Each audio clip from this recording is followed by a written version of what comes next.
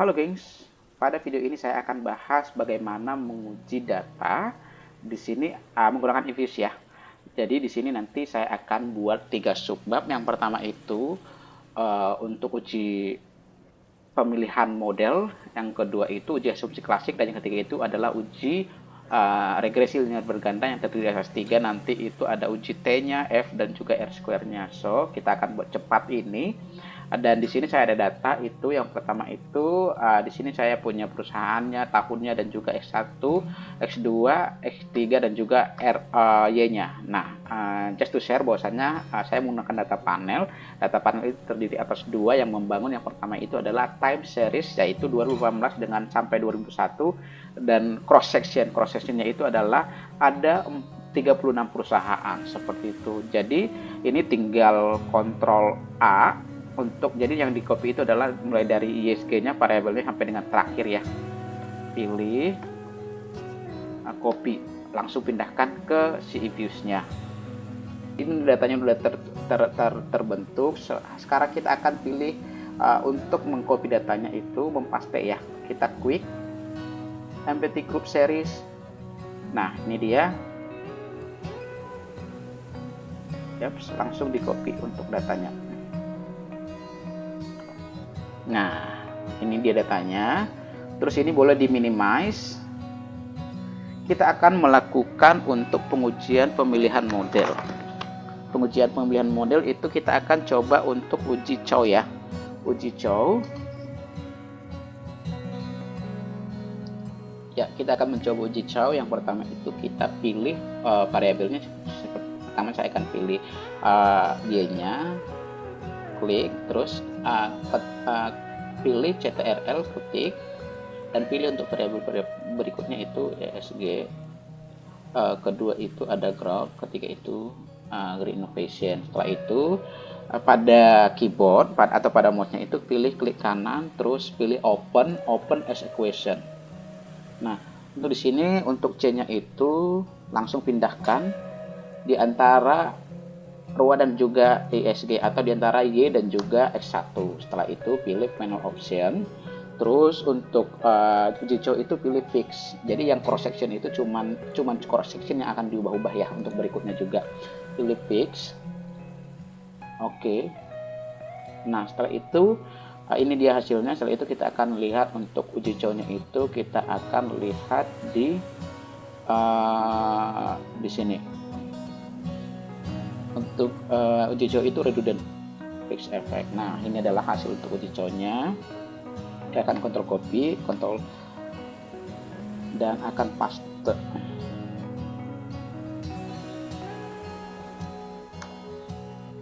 Oke, kita akan coba untuk uji berikutnya ya. Ini kita estimate. Sekarang kita akan pergi dan kita akan menguji untuk berikutnya itu uji Hostman. Nanti untuk analisisnya saya akan bahas di akhir video ya. Jadi ini kayak benar-benar saya akan usahakan bagaimana secepat mungkin. Oke, berikutnya ini kita panel option. Berikutnya kita akan uji untuk Hostman itu kita akan pilih di cross section itu Hostman. Kita akan pilih random. Lalu itu oke. Nah, ini di view kita akan pilih ini fix atau random effect testing, itu kita akan pilih nomor 3 ini, yaitu correlated random effect. Nah, ini dia. Kita akan Ctrl A, Ctrl copy, terus kita akan pindahkan ke si Excel-nya.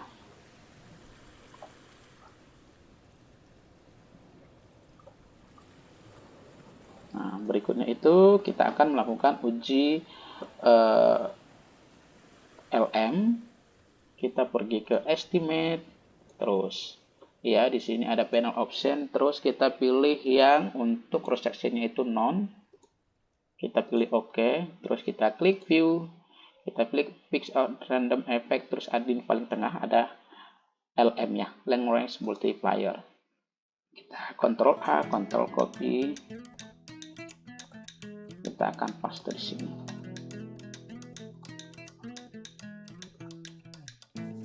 Ya, sekarang kita akan lihat hasil dari analisis dari uji Chow. Yang pertama itu ketentuannya adalah jikalau probability-nya itu lebih besar daripada 0,05 maka yang digunakan adalah fixed effect model. Tapi jikalau lebih kecil daripada 0,5 maka model yang digunakan adalah common effect model. Jadi kita lihat bahwasanya probability-nya ini adalah 0,00000 ini yang dilihat, maka artinya itu adalah 0,000 itu lebih kecil ya, lebih kecil daripada 0,05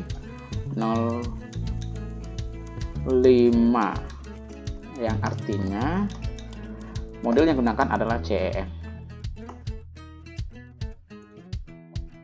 Berikutnya kita akan melihat hasil analisis dari uji Hausman. Yang seperti biasa kita akan lihat dari hipotesisnya itu bahwasanya jika probabilitasnya itu lebih besar daripada 0,5 maka yang digunakan adalah FEM.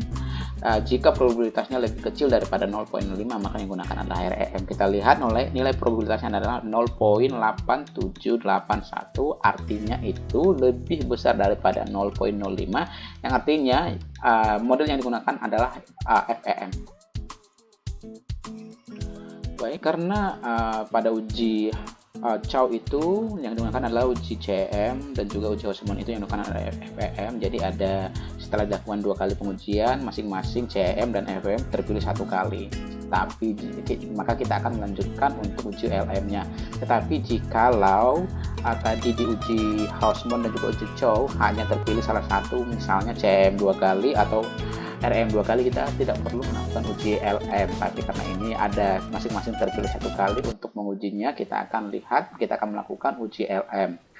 Nah, di sini dapat kita lihat seperti hipotesis sebelumnya, jikalau probabilitasnya yang dilihat adalah ini lebih besar daripada 0,05 maka yang digunakan adalah CEM. Tetapi jika lebih kecil maka yang digunakan adalah REM. Kita lihat min 0,00 lebih kecil daripada 0,05 maka untuk model penelitian ini kita akan menggunakan random effect model. Ya, sekarang kita akan lakukan uji asumsi klasik. Yang pertama adalah uji multikolinialitas. Langsung kita pilih quick, grup statistik, terus kita pilih correlation. Untuk ruangnya kita hapus. Oke. Nah, ini dia untuk hasil dari uji multikolinialitasnya. Ctrl A, Ctrl copy, langsung paste. Ini kita bisa hapus ya. Ya, berikutnya kita akan melakukan uji asumsi klasik dengan heterogeneisitas. Yang pertama ini kita open as equation. Terus C-nya kita pindahin di antara Y dan juga S1. Panel option, oke, non ya. Terus juga kita pilih view. Kita pilih untuk ini actual period residual, pilih residual grade. Nah, ini hasilnya. Ctrl A, Ctrl copy, langsung paste. Begitu. Nah, ini kita bisa langsung hapus saja. Yes. Terus kita lakukan untuk uji regresi linear dua ganda. Open as equation. Seperti biasa, konstanta kita pindahin. Terus panel option, non, oke. Nah, ini dia hasilnya. Ctrl A, langsung Ctrl A, Ctrl copy. Iya. Oke, itu aja untuk di views-nya. Kita akan move ke Excel-nya untuk analisisnya. Ya, kita akan membahas hasil dari analisisnya. Yang pertama itu untuk uji asumsi klasik, uji multikolinialitas. Jadi syaratnya ini menurut Napitupulu et al. 2021-141 itu bahwasanya multikolinialitas menunjukkan tidak terdapat multikolinialitas karena dihasilkan nilai korelasi itu antara variabel itu lebih kecil daripada 0,85. Nilai korelasinya adalah ini 1, 2, 3. Ini adalah lebih kecil daripada 0,85. Jadi dapat dikatakan penelitian ini bebas dari pengaruh multikolinialitas. Ya, sekarang kita akan melihat uji asumsi klasik dengan uji heteroskeditas. Di sini ada residual graph-nya, itu ketentuannya adalah bahwasanya jikalau tidak melewati batas antara positif 500 dan minus 500, artinya varian residual itu tidak terjadi atau lolos dari uji heteroskeditas, itu menurut Napitupulu et al. 2021 143. Nah, ini kita lihat bahwasanya positifnya itu 35,20 dan negatifnya itu paling besar itu min 1,2. Oleh karena itu masih jauh dari angka 500 positif dan juga min 500. Oleh karena itu dikatakan lolos dari uji heteroskedastisitas.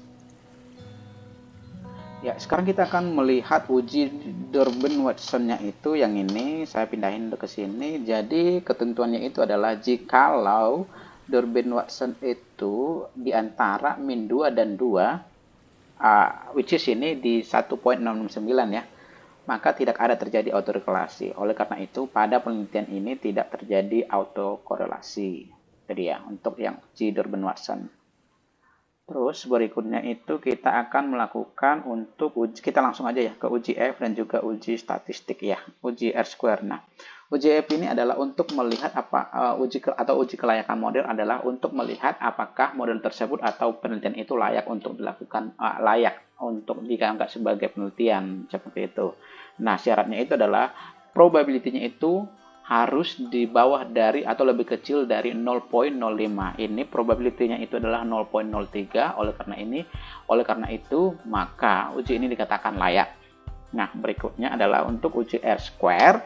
Ini untuk melihat seberapa besar pengaruh tersebut, sebesar pengaruh Y X terhadap Y. Jadi di sini dilihat bahwasanya R-square-nya itu adalah 0,733 dan adjusted R-square-nya itu adalah 0,695. Oleh karena itu berarti dari penelitian ini X-nya itu X1, X2, X3 itu mempengaruhi si Y-nya itu sebesar 73,3%, sedangkan sisanya dari 100 dikurang 73,3% itu dipengaruhi oleh variabel lain. Sekarang kita akan melihat uji T-nya itu gampang saja. Kita lihat nilai probability-nya itu. Yang pertama itu ISG itu berarti 0,012 atau lebih kecil daripada 0,05. Oleh karena itu hipotesis diterima. Tapi yang untuk yang hipotesis yang kedua itu hipotesis ditolak karena lebih besar daripada 0,05 nilai probability-nya. Terus untuk green normalization yang ketiga itu dia lebih kecil daripada 0,05. Oleh karena itu hipotesisnya diterima. So ya, itu aja gengs untuk video kali ini. Gampang bukan untuk melakukan uji data di eFuse, mulai dari uji asumsi klasik, pemilihan model, asumsi klasik, regresi nilai berganda hingga uji hipotesisnya. Oke, thank you, good luck gengs.